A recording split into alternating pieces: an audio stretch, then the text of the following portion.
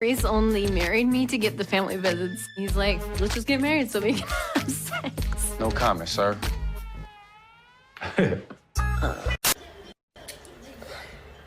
Hey guys, and welcome back to Little Black Book. You know what time it is. Make sure you guys know we're doing a review of Love and Lockup, okay? These will normally come out on a Monday just because obviously I know the weekend how it gets busy for me, so I'll be leaving these reviews on a Monday. Same with Marriage Boot Camp as well, probably be on a Monday as well. So if you're new to the channel, make sure you like, share, subscribe, click on the bell button for notification of the upload, baby. And for those of you who got the minerals, and don't forget to grab your t-shirts and hoodies. You got the minerals, you got the minerals. Yeah. Alright, cool. Let's get into the video. Make sure you like, share, subscribe as well.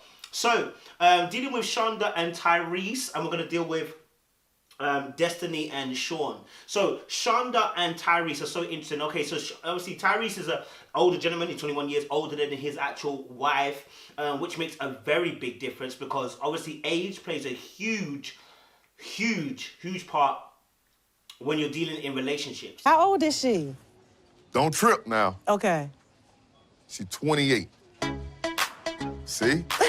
Let alone someone who's behind bars, okay? I think a lot of the time when you're dealing with these type of relationships, we see, again, how money plays a huge part in the dealings of a relationship. So we saw earlier on that Tyrese was in the shop with his friend Tanj, and, he was spending a lot of money on, clothing and stuff like that, so that when Shonda came out of the, the prison, she would have clothes and everything like that ready to go. And look, you have to be honest yourself. In a relationship like this where someone's coming out of prison, you're going to have to provide some certain things. The key thing is this though, is that person, are you providing for them or are they conning you? Now, he's got three children as well. I'm guessing around about the same age, close to the same age as Shonda as well. I haven't told them much about her because I'm wary what they'll think about the age difference. And so what kind of dynamic does that produce? The fact that he hasn't told the kids, but has within 3 months or so got to a point where he feels like he's comfortable enough to want to be in a relationship with this woman and not tell the kids, that's a big statement. The fact that he hasn't told much to Tan, chooses BFF, makes a bold statement. You are embarrassed by what you're doing. Now, if you're embarrassed about what you're doing, it's very dangerous. Why do I say that? Because when people start to be embarrassed, they start hiding stuff. When they start hiding stuff, they start not telling the full truth. When they start not telling the full truth, they start doing things secretly. When they start doing things like secretly, they begin to move in the shadows. When they begin to move in the shadows, nobody can talk to them.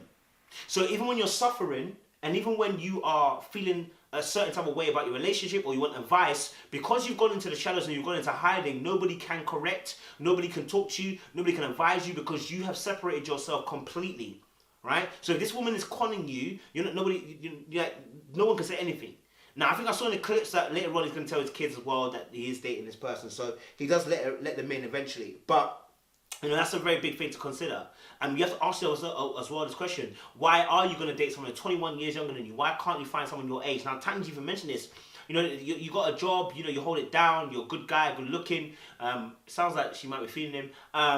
Why haven't you? Why are you going to someone like this? Like, you have to really question it. Why is it you're going for somebody in, number one, prison, number two, your kids were all black, so all of a sudden the switch. And again, I will say this, listen, love, love is in all colours. Like, I understand that. I'm just saying, we're just talking about some real things here. The switch in age and switch, I'm guessing the age of the person he was married or was with wasn't this young.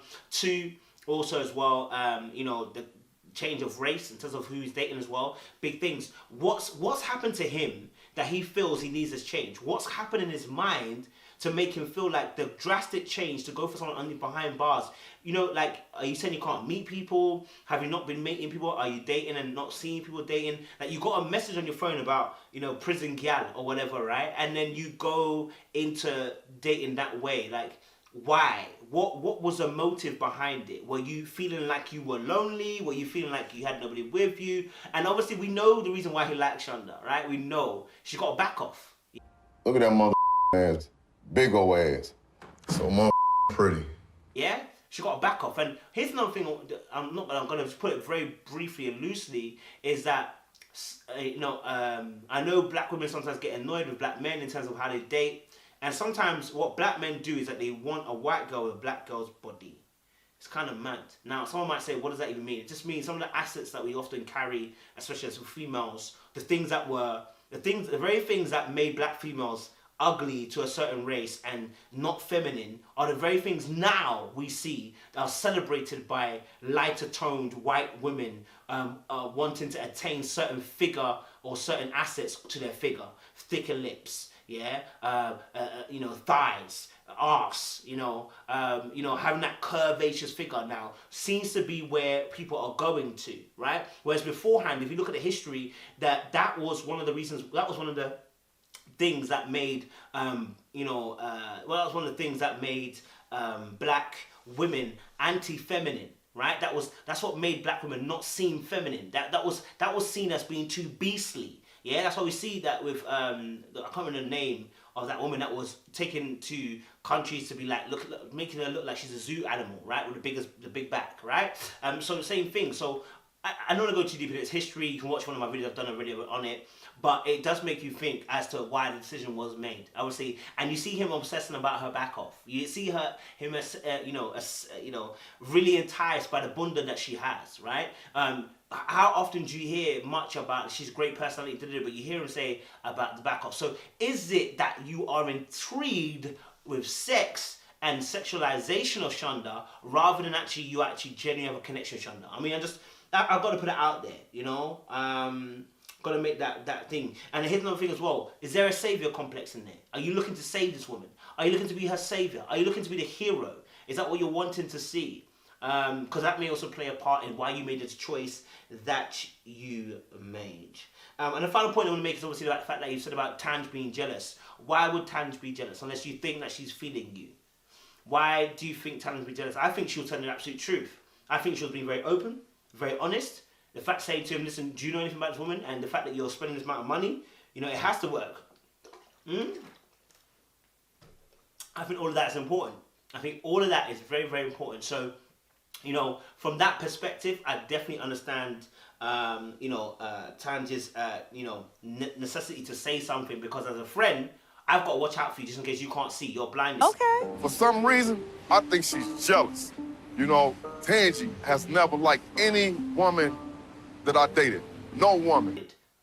Blinded by your grace, it came and saved me. Yeah, sometimes people are blinded by sexual feeling. We're blinded by our sexual thoughts. We're blinded by our sexual energy. Sometimes we're not in alignment. Do you know what I mean? And there's no way I'm gonna risk losing him again. I'm done with prison and jail visiting. Jessica Maurice. I think Jessica Maurice is very interesting. Obviously, black man with a white female. Again, no. I'm picking up on it because, like I said, I think first season or second season, I saw the same thing.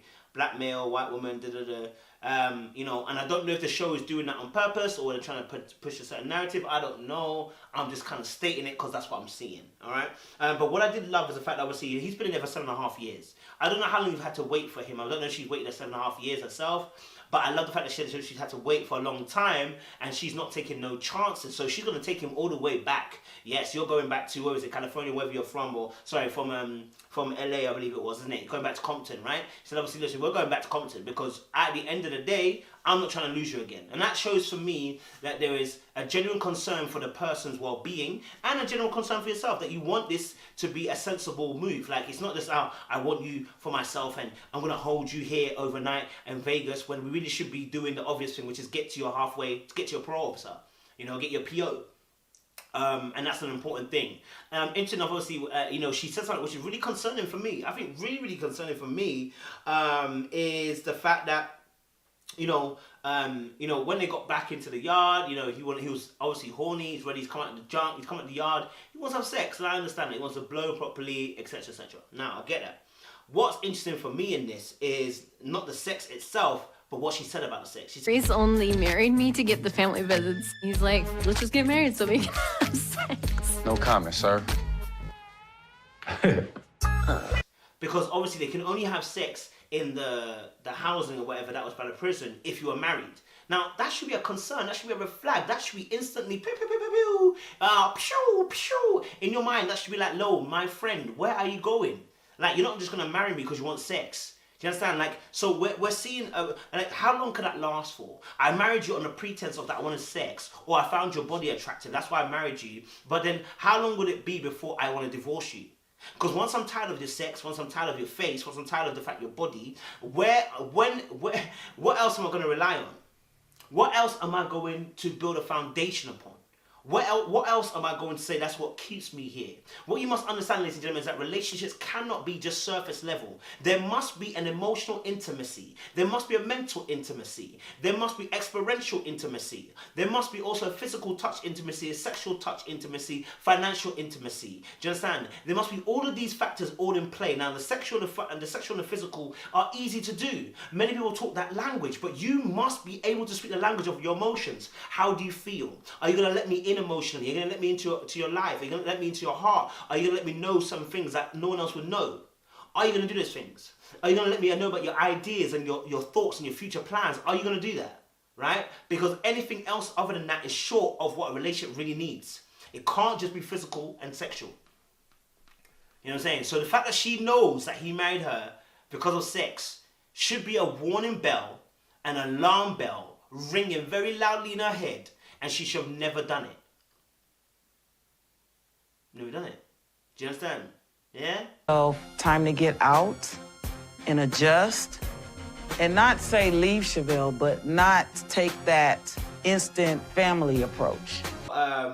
We've got Quilandra and Shavlon as well. And I think what was interesting about this is the dynamics between the mother and the girlfriend situation. So, you know, I always say this as well. I think I'm releasing a video later on this week called Mummy Boy. And it's like, when we're dealing with those who are mama's boys, we must understand that when your mother begins to rule, begins to have greater access to you and is able to control your actions and your decisions, we've got a problem.